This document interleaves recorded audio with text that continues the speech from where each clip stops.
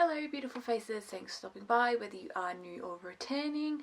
Now it is time for the first reading wrap-up of 2026. I cannot believe we are already in 2026.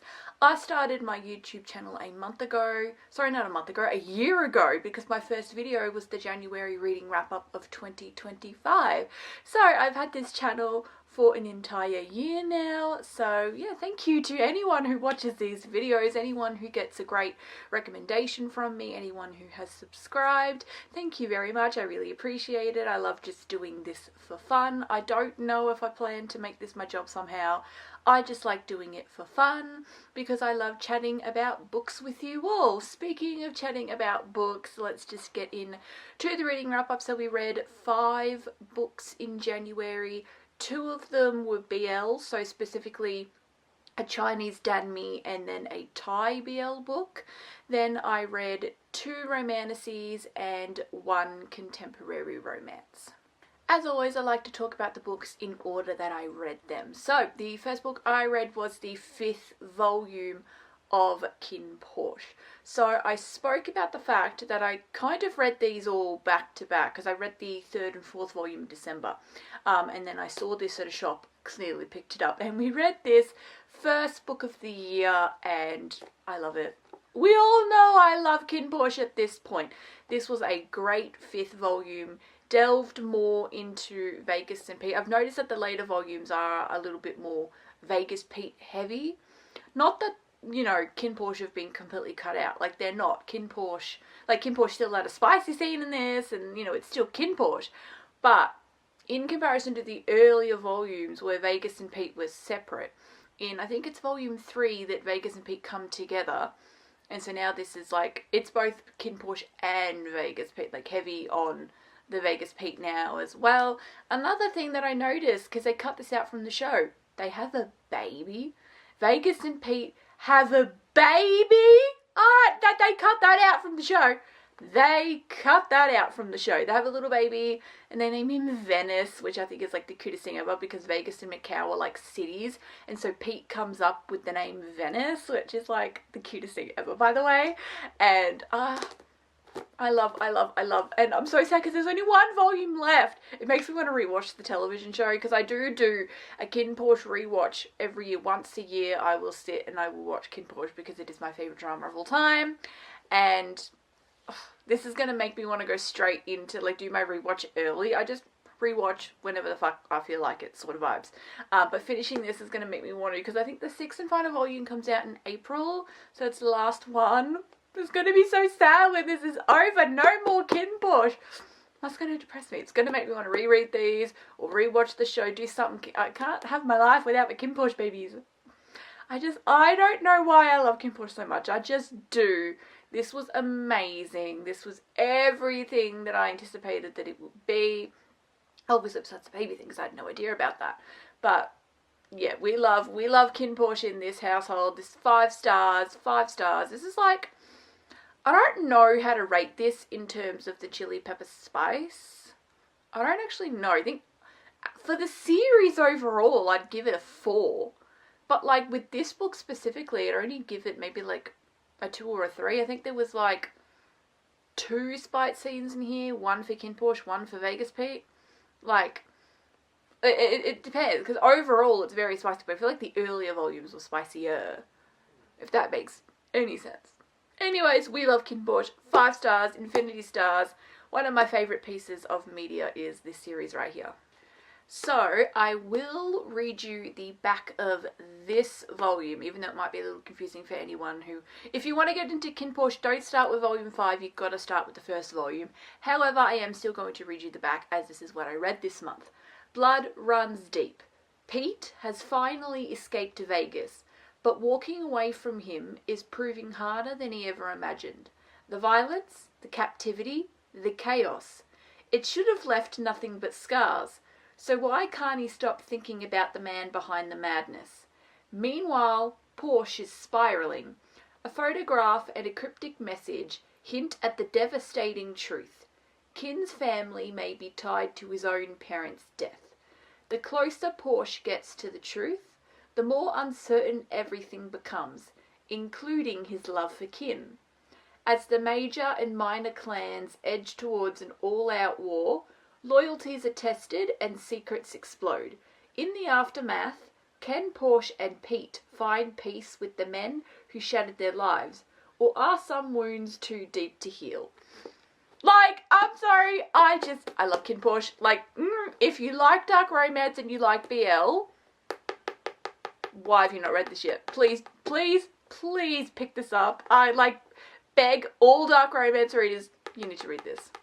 Next, I jumped straight into my first ever danme with Mistakenly Saving the Villain. This is the first volume of that, and I actually really, really liked it, and it's definitely turned me into a bit of a danme girl, and I'd like to check out some more danme. I am clearly going to be continuing this series, but I have saved some other danme on my Amazon. I think I saved Heaven's Affliction Blessing, Copper Coins, My Husband and I Sleep in a Coffin. I've saved a good few that look really, really good, and so I'm going to be reading those, of course, at some point. I don't know when, but I'll read those at some point. But just know that I'm a danme girl now because I read this and I really, really, really liked it. And so I will read you the back. Not everyone is meant to be saved. When medical student Song Kin-shi dies and wakes up in a historical fantasy novel, he's tasked with rescuing the tragic protagonist from a life of misery. There's just one problem. He's got no idea who the protagonist is. Instead of saving the hero, Song Kin-shi accidentally rescues Yu Wuhan, an enslaved man renowned for his striking beauty and trained in the art of seduction. Now determined to help his traumatized new patient heal, Song Kin-shi offers everything he can. Medicine, therapy, emotional support, even a shared bed. Strictly for his patient's well-being, of course. But Yu Wuhan wants more than healing. He wants revenge, and most of all, he wants Song Kin-shi all to himself. It was so good. This had so much. You want to talk tension? Oh, this book's got tension. I just absolutely fell in love. I will definitely 100% be continuing this series. Like, I'm a full-on danme girl now after this because this was amazing. I absolutely loved it. You should pick this up if you're into danme.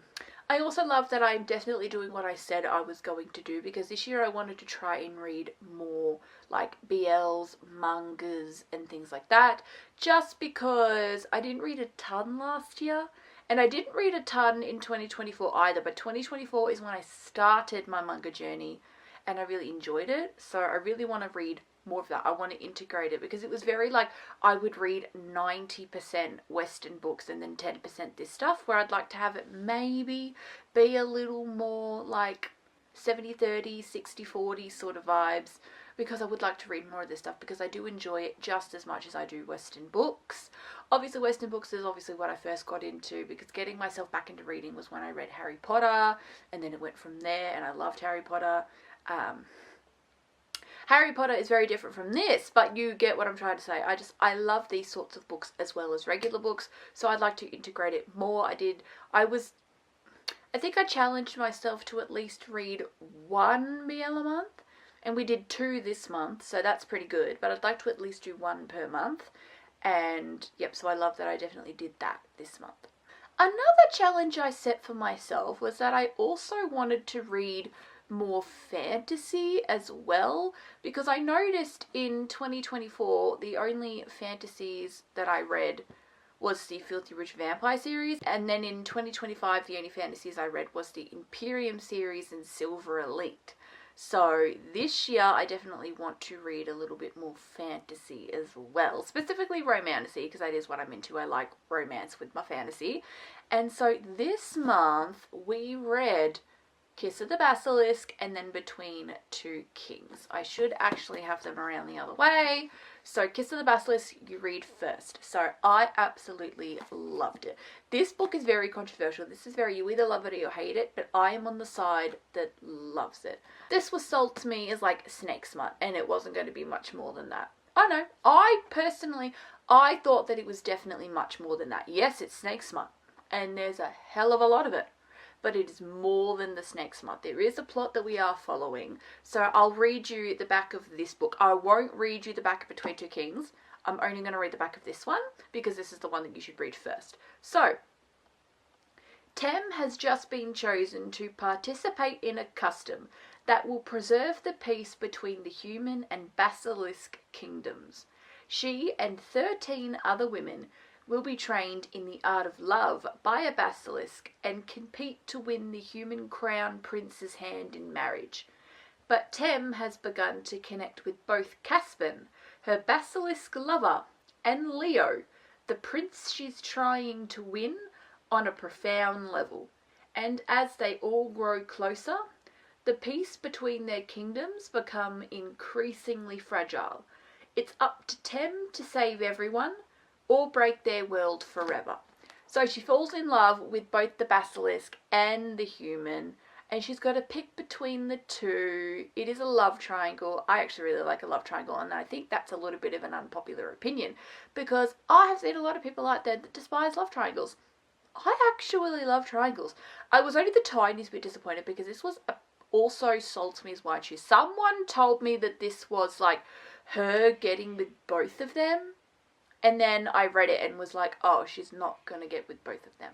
But I like a white shoe, so I wasn't like that disappointed. But I like a love triangle, so I wasn't that disappointed. But like, I also love me a white shoes, and I thought that's what this was going to be because someone said that it was a white shoes.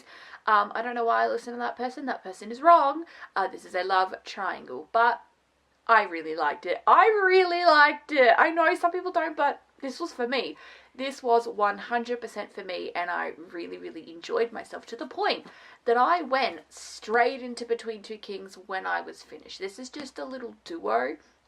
Lindsay Straub is working on a prequel novel, but for Tem's story, it is just a duo. So it is just Kiss of the Basilisk and then Between Two Kings, and then you're finished. You can read the prequel novel if you are interested, but you don't have to. The prequel novel, I heard, it follows Tem's mother, and we do get Caspian in it, but it mainly follows Tem's mother, and it's her story. But I loved this. I loved this as well. The only thing, I do not know how I feel about the ending. I don't know what I'm supposed to feel about this ending. I don't know what I am supposed to make of this ending. And usually I have most of my reading wrap-ups be spoiler free because I don't want to spoil anything for anyone. However, I'm going to put a spoiler warning in this little section. You can skip. I'll put a time up on the screen where the spoiler section will end, but I have to mention this because I don't know how I feel.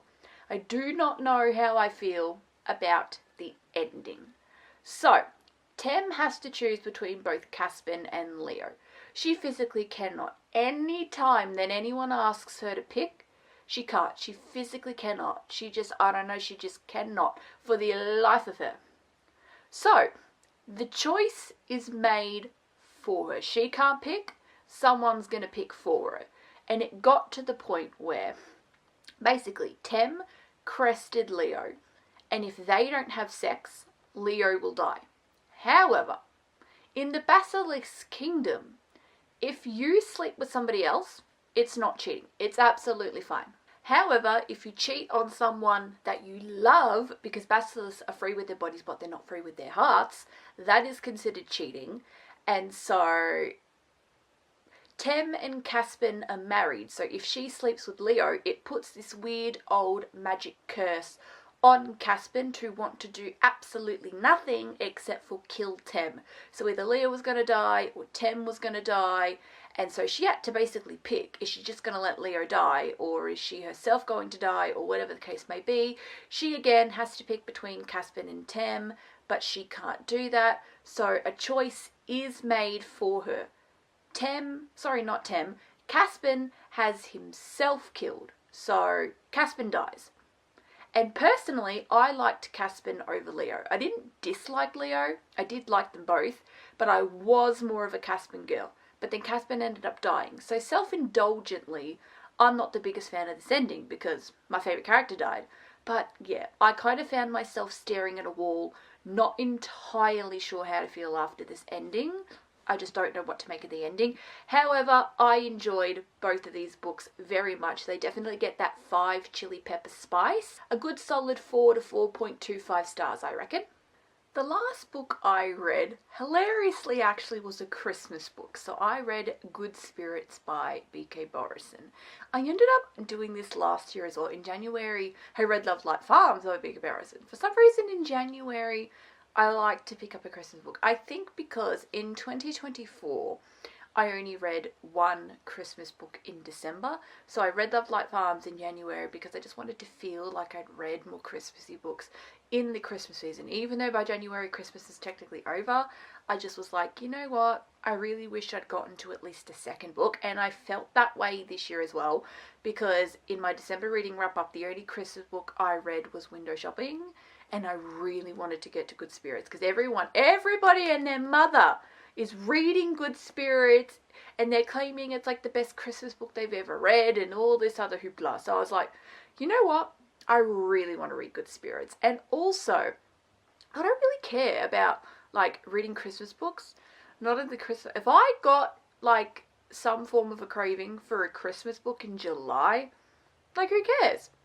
I'm just going to read it. Actually, that could be fun because you know the whole like Christmas in July thing. So that could actually be fun to read a couple of Christmas books in July.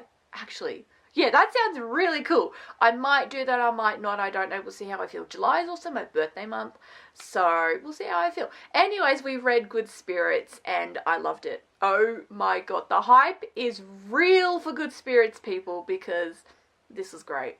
I loved it. Oh my god.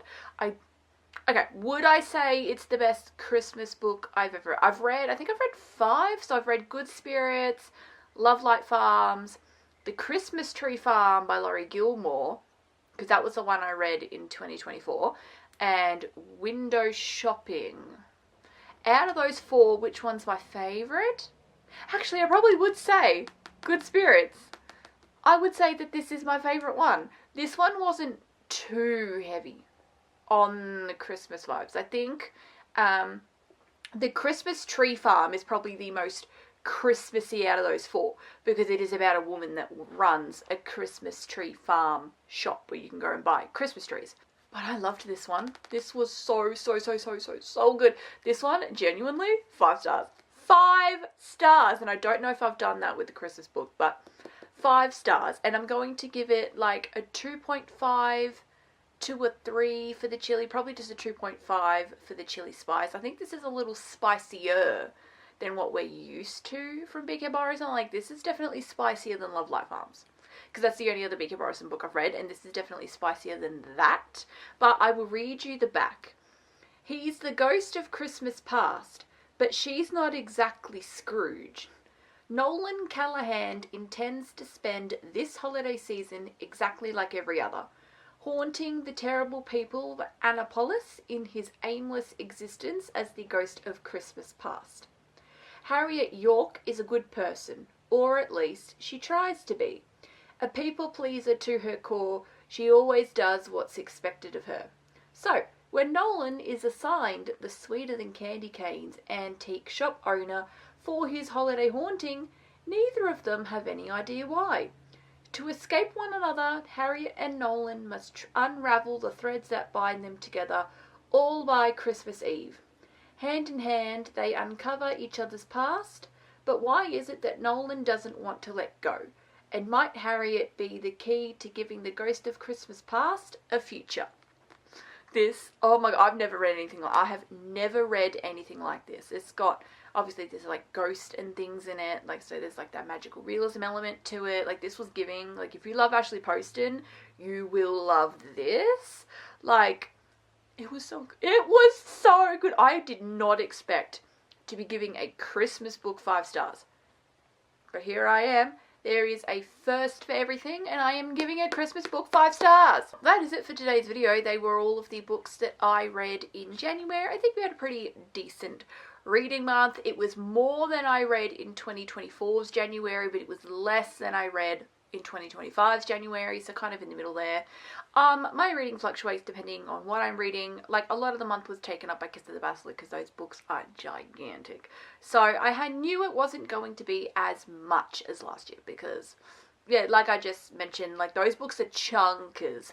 But they were all the books that were in January. I was definitely proud of myself for reading 5 books. Please let me know what you read this month. I'd be very interested to know what you guys are reading. But yep, that is it. Thank you for watching. If you enjoyed, please consider leaving a thumbs up. Subscribe down below if you love a good book just as much as I do. And that's all. I'll see you next time. Bye bye.